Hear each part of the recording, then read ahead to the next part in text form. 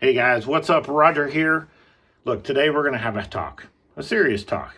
You bought a printer or 5, whatever, and decided you were going to start your small 3D print business. I get it. And now you're struggling to find a market.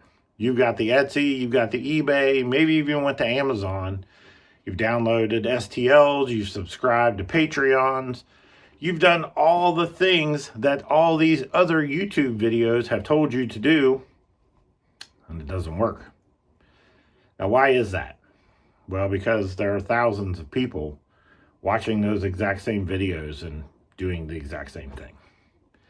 So when you have a ton of people doing all the same thing, the market's kind of saturated. So you have to figure out a way to make yourself stand out. One way is to create your own files. When you do your own designs and you create a unique product, you're the only one selling it. And that could be a huge advantage. Well, that is, if you design a product that anybody wants to buy. And again, that's another challenge. The other challenge is if you design a product that people want to buy, then you have to figure out how to market it to those people so they find it in the first place. It's so funny, people contact me all the time and they say, look, I looked for your products on Amazon, I couldn't find them. They could literally type in exactly what the title was to my product on Amazon and they still don't find it. Well, unfortunately, there are items on Amazon that are advertised and those will always show up first. So unless you're advertising your products, they're not going to show up at the top of the list. This is just part of it. It's part of doing business.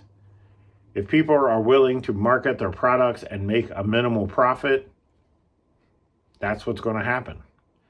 We've looked at many YouTubers that have shared the information about their Etsy stores, especially, and how much they spent on advertising versus how much they actually made. And sometimes a very large number ends up being a very small number at the end of the year, after they account for packing materials, shipping, and advertising.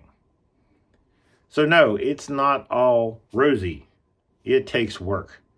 And unfortunately, if you don't have the funds to advertise or invest in your hardware or invest in learning CAD to design, you're at a huge disadvantage. Not to say that it can't be done, because in reality, if we look at people like Dancing 3D Prints, he prints other people's designs and has literally a warehouse of 3D printers. Now, his experience is different and it's rare. He could be the Michael Jordan of STL files.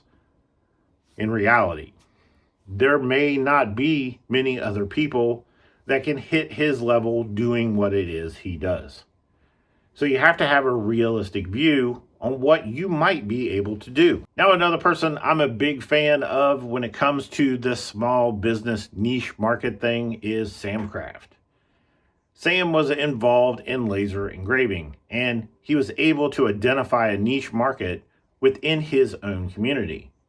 He went out and bought 3D printers and began to produce jigs that allowed people to laser engrave dog tags and pencils and all kinds of different things. Because he was already involved in that market, he was able to market his products to that community. Now, you not being involved in the laser engraving community, if you were to have jumped into that same market at the same time as him, you would have been at a huge disadvantage. No one knows you, and you don't know anything about laser engraving. So when you think about opening or starting a 3D printing business, the first thing you should look at is, what do I do? What do I do? For me, I breed dogs and I own a vape shop. So the first thing I should do is look within my own market. How can I create products for the communities that I'm already involved in? Maybe you do Warhammer. Maybe you play PlayStation. Maybe you do drones. There are about 100 different things that people can be involved in. Probably more like 1,000. I don't know. There's a lot.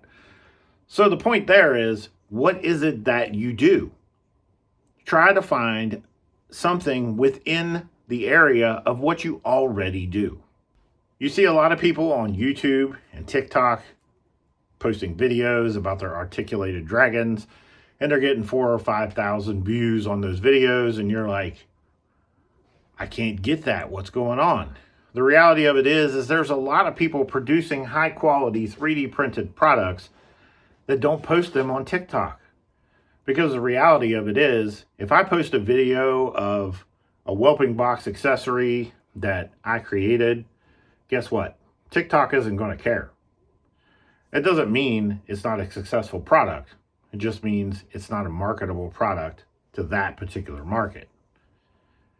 So rest assured that there are businesses out there that are doing well, that are not forward facing, that are not things you see on YouTube or things you see on TikTok. You have to look around you and solve problems around you to create your own market. Now, I'm not saying you can't do the STL thing, because you can. But if you are selling the same product as 1,000 other people, you're going to have to find some sort of advantage.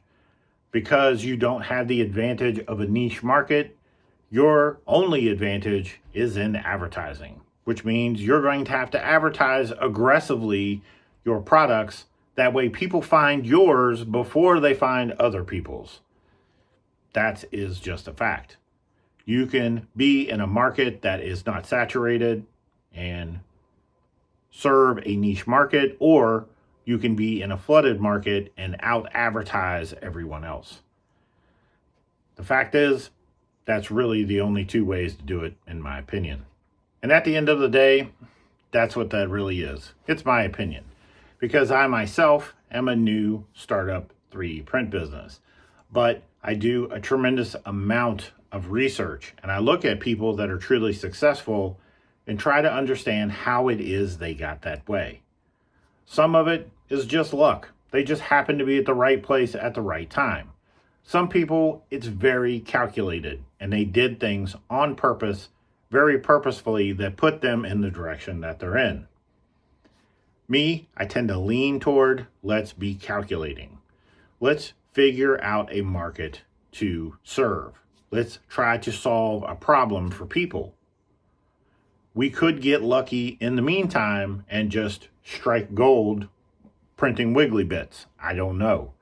But at the end of the day, my personal opinion is focus on what you know, fix problems in the niche market that you're involved in already, and try to understand what that market needs. All right, guys, well, I appreciate you tuning in to today's video. I hope it answers some questions for you, and I hope it gives you some motivation. It is tough. It is not going to be easy. It's not just, I'm going to go out and buy a 3D printer and some filament, and then I'm going to create a business. It's not that easy. It takes work and dedication, and if you ask any self-employed person, they will tell you their degree of dedication to their business is borderline insanity.